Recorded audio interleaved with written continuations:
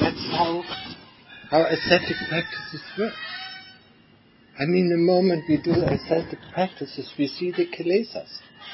I mean, as long as we have all the things that we need, and that is in our environment when you're back home. I mean, whatever you want, you either go to the store or you call it up, for delivery to the house. I mean, you get what you want. And as long as you get what you want, the kilesas are satisfied.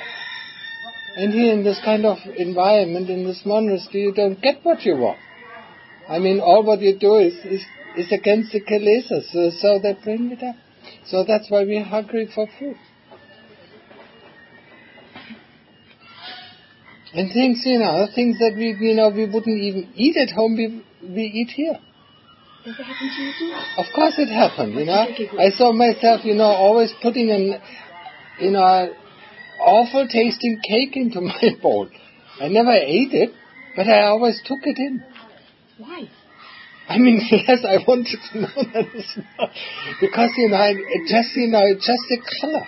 Just the color, or just the form of it, seduced me to put it in.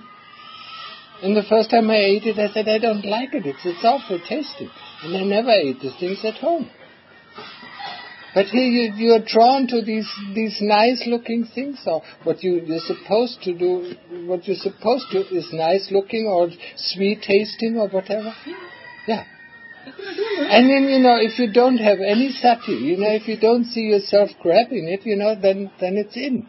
It's either in the bowl or it's in the mouth. And then you realize, if you have a little bit sati, then you realize, this is awful. Why did I take that in first place? Because you're not in control of yourself. The kilesas are in control. They want, sweet things, it's something. Sugar is something, that is for the kilesa. Why is that so, Ajahn? Because sweet is something that we all like. Kilesa?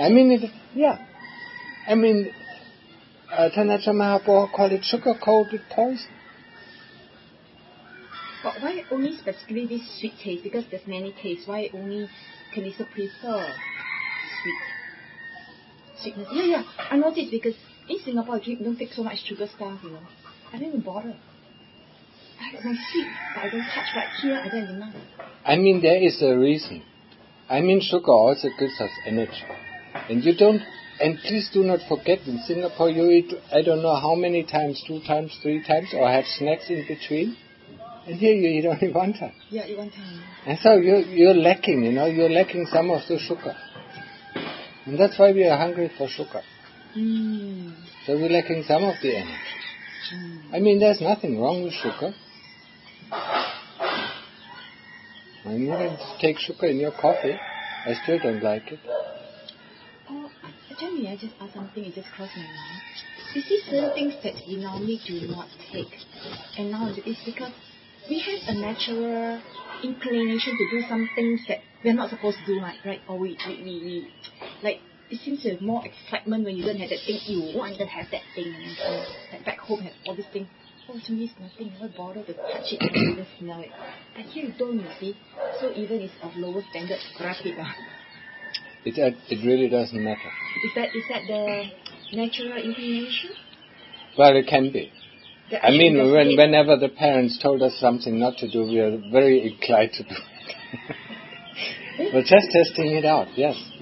I mean, of course, it's the same thing. Tanacha Mahaprabhu says, he doesn't want to see his monk with a handheld phone, with a cell phone. So what do the monks get? A cell phone. If they didn't have it. Yeah. I mean, that's exactly, we're just doing the opposite of what we are supposed to do. That is the work of the kilesa. But let me stress it again.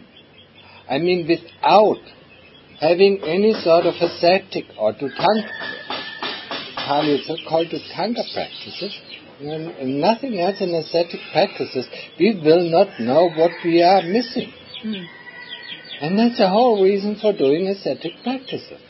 According to the Vinaya, we are allowed to eat twice a day. Oh, is this later? I thought there's no... Yeah, it's until midday. So we can eat until midday. Maximum twice only, is it? Well, you want to eat 3 times, even if you want to eat 3 times, it's okay. So long before noon. As long as it is before noon. And now, one of the Dhutanga practices is only eat once. Just to see, and we are hungry for food. You will see, in the afternoon there's hunger. There are uncomfortable feelings in the stomach area. And that's why we take sugar, to get rid of it. Or why smoke. Or anything else. Or sugary, these sugary drinks, I don't drink Coke. I never used to drink Coke when I was at home. It's just completely against my inclinations. Well, I was drinking, because we have a lot of juice, I was drinking apple juice or mineral water. But here I like to drink Coke because it has some sugar in it. It also has caffeine in it. And it also has caffeine. Who drink coffee and give up drink sugary drinks, So it is the ascetic practices that brings up the kilesas. And that's why the ascetic practices are for, to bring up the kilesas. For a monk, the moment he has there is no sexual engagement anymore, then of course it brings up the kilesas very fiercely. And the moment we only eat once a day, that brings up the kilesas of food very fiercely. At home, whenever you want, you go to the fridge. And if you don't want, you don't go. It's up to the kilesas, you decide when to go and when not to go. But here you are not. Here everything is regulated, and that's why it's so difficult. That's why people, looking for all these things that they would never do, when they're back home. Just to get, replenishment of it.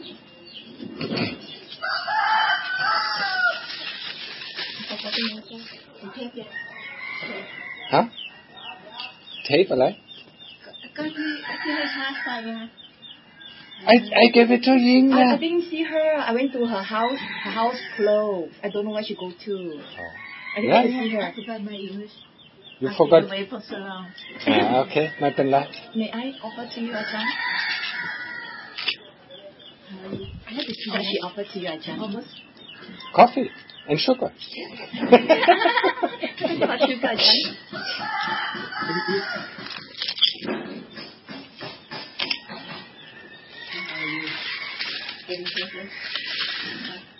Almost.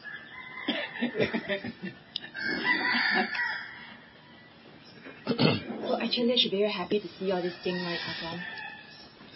Yes. I was quite upset. It happens so often. I told you, for myself, I saw when I put something in my bowl, my mindfulness wasn't there. But the moment I was reflecting about the food, I thought, what is this kind of food doing there? Who put that in? I don't want to eat it, and I didn't eat it. But, and it continued the next day. I still put it in. And a year later, I still put it in. But each time, I questioned, and I didn't eat it. They are very obnoxious, the kilesas. Don't underestimate the power of the kilesas. It's our habits. You think you want some sweet, and then you put it in. With a bowl, it's even much more. It shows our habits much more than just sitting around, and grabbing once you eat, to grab the things. With a bowl, it has 2 things. Either you put the things in that you want to eat, and then 10 minutes or 15 minutes later you eat them, and then you can't choose anything else. So you have to choose right in the beginning. But on the other hand, then you see very clearly what you choose and what kind of effect it has. And why do you choose? So mindfulness is there. So we have to train it, and then don't think you don't get angry when you see yourself. Just stop it and don't do it. That's why I say sometimes the best training for food, to dealing with food. It's just to eat what you don't want to eat and don't eat what you want to eat. That is tough, yes. I mean, but you get used to it. I mean, it's not only for food, but it's also for other things. All for all our practices. You know, I was doing it. You know, when I saw leaves, you know, I wanted to sweep them away with my broom, and said, you're just too lazy to pick them up. You know? Okay, then I picked them up. Because I didn't want to pick them up, so I swept, you know, maybe 3 or 4 times, you know, with a broom, and then it didn't go away, you know, because I was too lazy to bow down, you know, and pick it up, you know. And once I realized that I'm too lazy, you know, whenever I saw, you know, a loose leaf, you know, I just picked it up, you know, before I even started the sweeping, huh? I mean, that is just, it just continues through the whole day. Do that what you don't want to do, and don't do what you want to do. I mean, it helps so much, you know, and it reduces the impact of the kilesas that force you that. Really. Incredible. The power that is reduced is incredible. I mean, you just don't care, you know, you just do it. Because you train yourself to do it. I mean, it's the same thing with eating, you know. In the end, it really doesn't matter. And then after a while, once you do it, you realize, okay, this kind of food has a good impact for the stomach, that kind of food is not good. I mean, then you judge the food in a very different way. Normally you judge the food only for the taste. And that is wrong. Because what is tasty on the tongue, you know, is not very good for the stomach. I mean, just eat too much of it, you know, and you get acid burn or whatever, you know. Or you get sick. But that's what people do. I mean, they eat the stuff they want to eat, and then they run to the doctor to get rid of the acid. And then in the world, you know, it is like this. Huh? They eat too much, you know, you can't even move. Then they need to drink a schnapps to that help digest. I mean, it's all. It's amazing, you know, that the power of the kilesas. And Tanaja Mahaprabhu describes them as sugar-coated poison. All what we can see is the sugar. We can't see the poison of the kilesa. You see the sweet, you know, the moment a man observes a woman, you know, he sees the sweet, nice and look of a woman. You know, when a woman looks at a man, you know, whatever she sees. Eh? It's a sweet, nice. She doesn't see the poison. Or we don't see the poison. It's the same thing with food. If we don't have mindfulness, if mindfulness is not developed, we won't see it. We won't see the truth. I mean, it's so powerful. I mean, we just go for sugar-coated poison is because we go for the sweet. No, I mean, you know, when you look at the habit of children, they don't go for the bitter stuff. Medicine is always bitter. That's why we don't like to eat.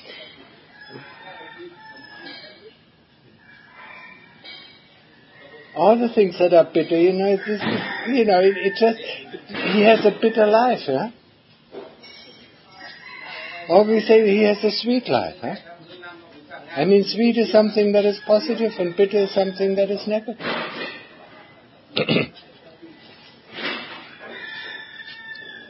So that's why, you know, think about the kilesas as being sugar-coated poison. I mean, we see only the sugar, we do not see the poison. We swallowed one pill after the other. And the poison doesn't dissolve, the sugar dissolves, the poison is still there in our heart. The more we take the kilesas, the more poison will be in our heart. And the more sugar we need. I mean, when people just think of it as ascetic, that is, what is it? Ascetic. Huh? Ascetic. Ascetic. No. Oh, no. It's drugs. Addiction, what is it? Heroin? No. No, it's heroin, morphine, cocaine, what? Addiction. Addictive drugs. Addictive. Yeah. So think about the kilesas as being addictive drugs. You take one, you take a second time, and then you need to take them for the rest of your life. You can't let go of it. I mean, the poison that is then in your heart, that makes you want more of it. More of the poison, more of the poison, more of it. And then, of course, and you also know, if a heroin addict or cocaine addict, goes to a clinic, what a tough life it is, to get rid of this addiction. I mean, he has to go through hard times. I mean, only few people make it. But some people have enough willpower to make it. And it's the same thing, getting rid of the kilesas, it's going through hard times. I mean, they won't make it easy on you. And they try to fool you, especially if you're still living out in the world. I mean, they fool you, oh, when I meditate at home, it's much better. When I'm at home, I don't eat this junk food that I eat here. I'm not craving for this, or I don't do this. I mean, that's how they blind us. Because at home we have everything that we need, so we are not going for it. But here, everything that we need, everything that the kilesas need are cut down. Except the food. Except for the food, but that is even cut down, to one time a day. So at this one time, we want to stuff ourselves like chickens. And then the next stage is, to reduce the amount of food you take. Until in the evening you feel really hungry. And then to deal with hunger, to deal with the uncomfortable feeling of hunger. Each day. And you see, it's just a feeling. A feeling arises and a feeling ceases. But of course, the kilesas make everything out of it. And the next day, in the evening you feel hungry, and the next day you overeat. Because you think you need a lot of food, but actually you don't. Hunger is just a feeling of the stomach has nothing to do. That's what creates the hungry feeling. I mean, the acid. If you stay on for 3 days or 4 days or 3 weeks, then it just becomes constant. You don't even notice it. The amount of acid that is produced is less and less and less, and you won't notice it. And we have only a week left before the race. So we need to speed up. And we need help. You need to speed up your practice. Yeah, so if you want to speed up your practice, you have 1 week, yeah? Okay, 7 days, 7 nights, mindfulness. Boop! And you're enlightened. Shall we? Yes. I mean, start right now. Don't let the mind go Fungsan. What is that? Go astray. I mean, always keep on the subject. Keep on the subject of investigation. I mean, you can't sleep, When Do we have so many things to do? Yes, no, you have only one thing to do. Put your attention either to the Buddha or to the object of investigation. That's the only thing that you have to do. We have a lot of work to do. Nothing. Yes, that is the work that you have to do. No, I mean outside works. Outside works? Yeah. Like what? Like mending my walk. I need energy and I collapsed after doing it. Something like that. Yes. Mending my walk. Mending your what? My walk. My walking path. Walking path. Oh, what's wrong with walking path? Spoil? Oh, well, yeah. When the rain comes. When the rain comes. Yes, that's what we are. That is so important. And if that is not so important, we find something that is important. And when that is gone, we find another thing that is important to do. Yeah. And then another thing. And in the end of our life, we forgot only the one important thing that we were set upon. It's a Buddha in investigation. But we did everything else. There's no end. There is no end. Okay, thank you.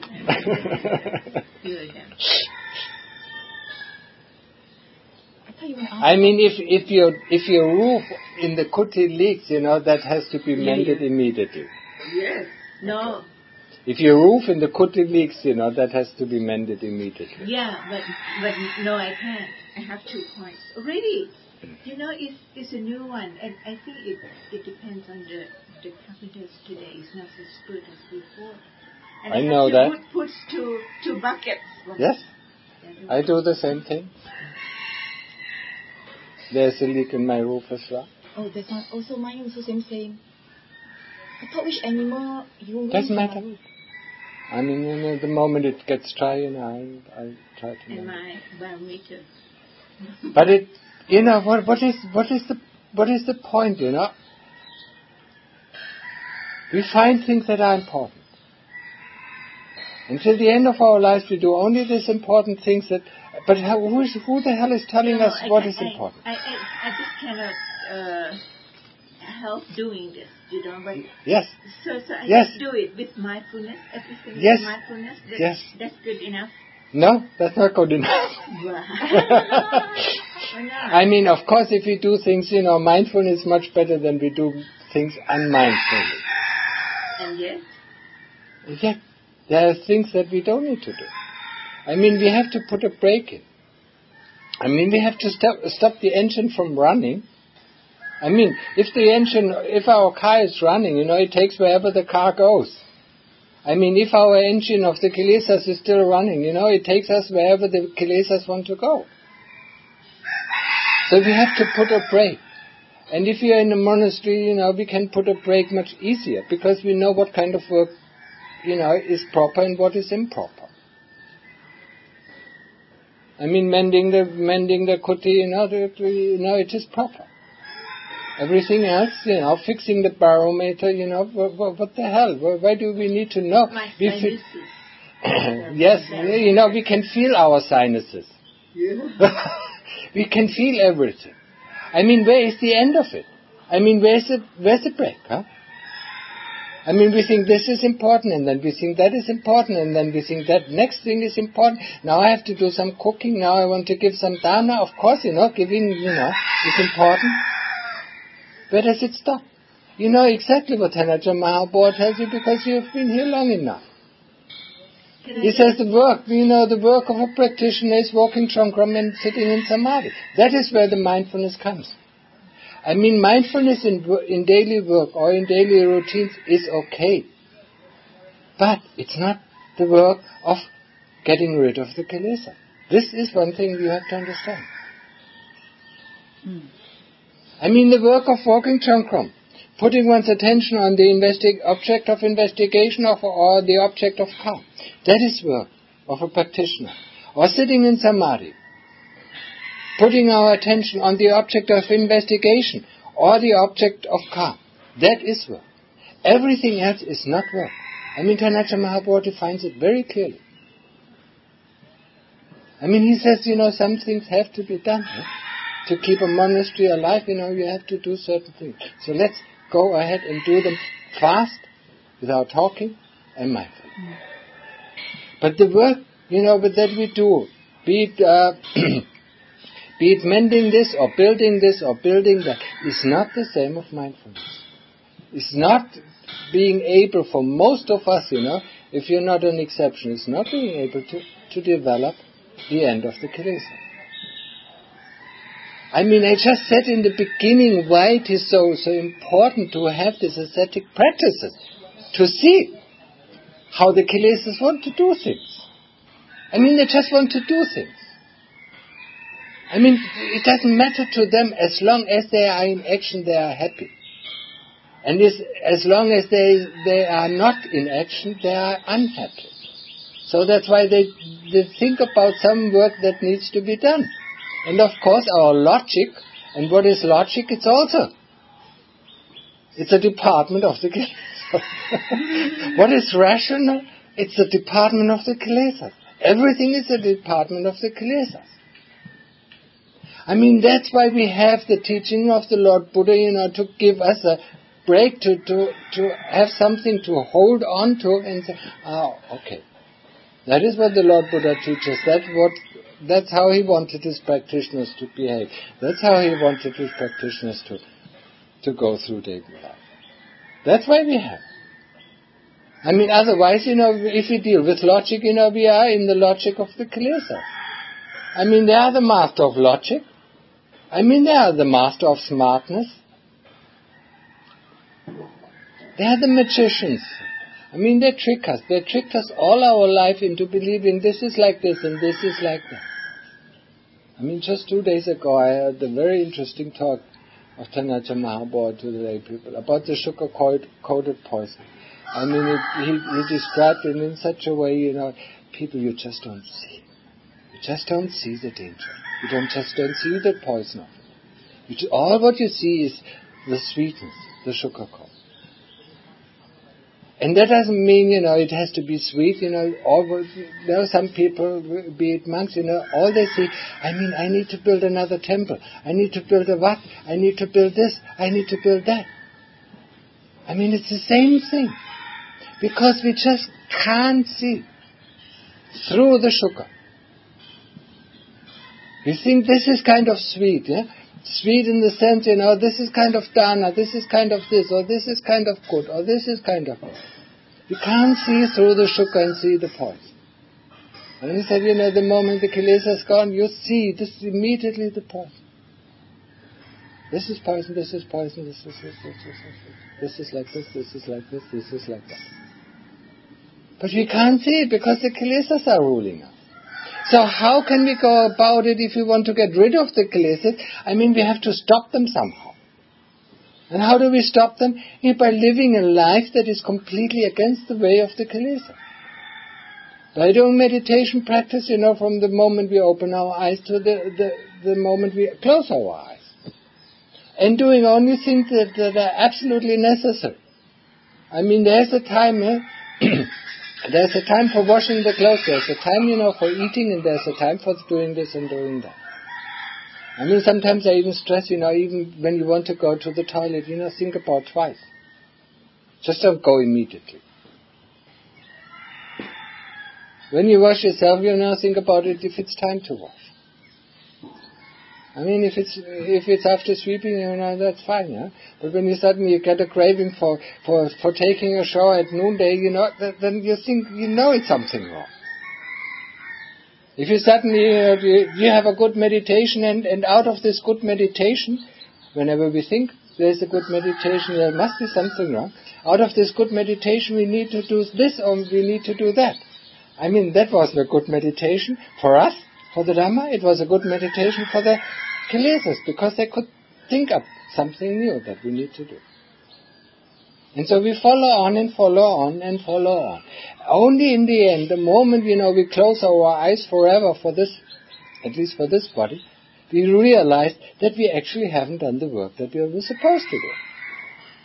All the time we were running after the kilesa. All the time we try to get what we think it is necessary. I said, I warn you. Whatever we think is necessary is the way of the kilesas. Whatever we think, is logical, is rational, is reasonable. I mean, it's most of the things are the way of thinking of the kilesa.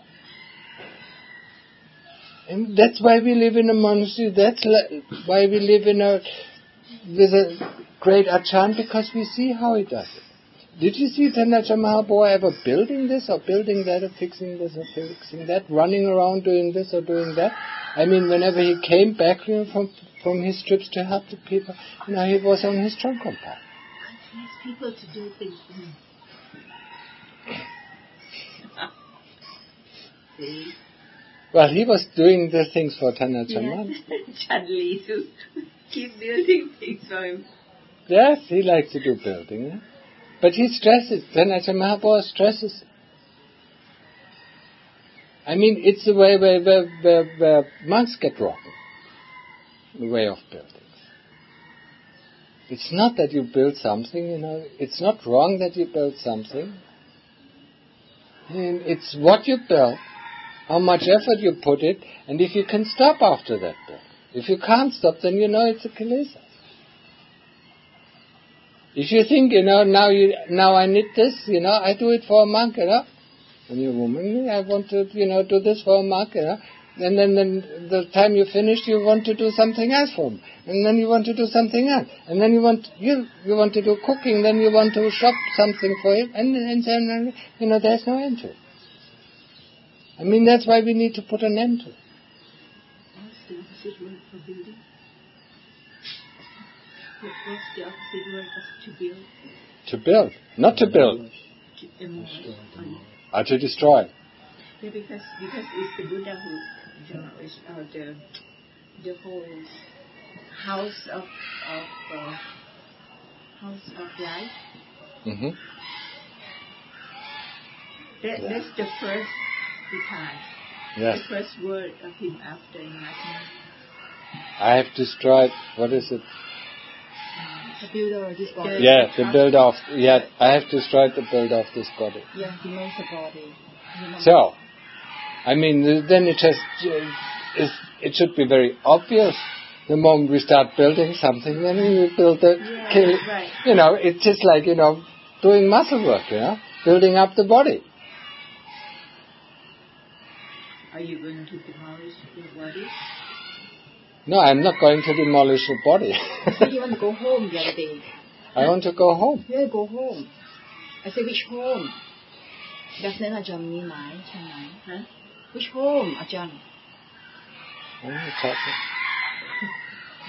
Which home อาจารย์ You finish your task? Have you gone home? No. What's your home like? No.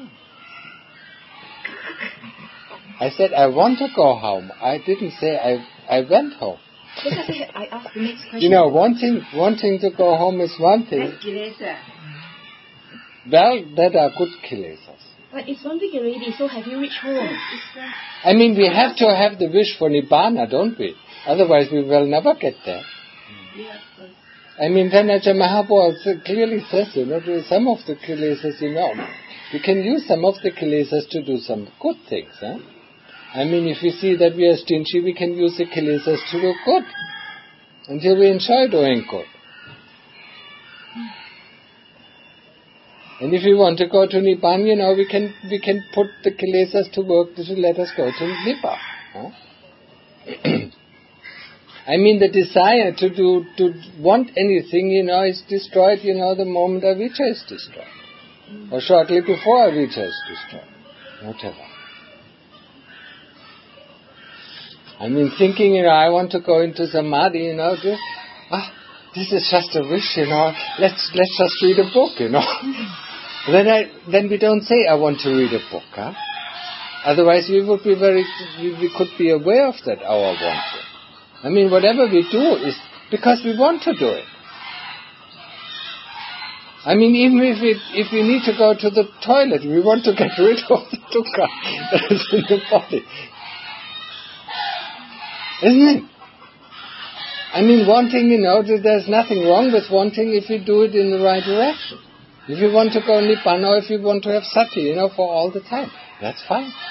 I mean, there's nothing wrong with it. So if I want to go home, that is fine. That reminds me of my first nimitta I had. I was playing with kids some foolish game, just like kids play, the king and the slaves, in ballroom.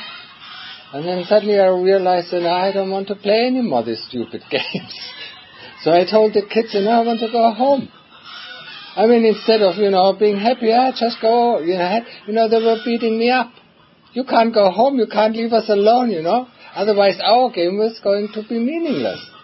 If people just disappear from our game. I mean, it was a very interesting nimitta. And it's the same thing when, we're departing from the world. I mean, you just tell the other people, you don't want to live that way that the people, are so used to.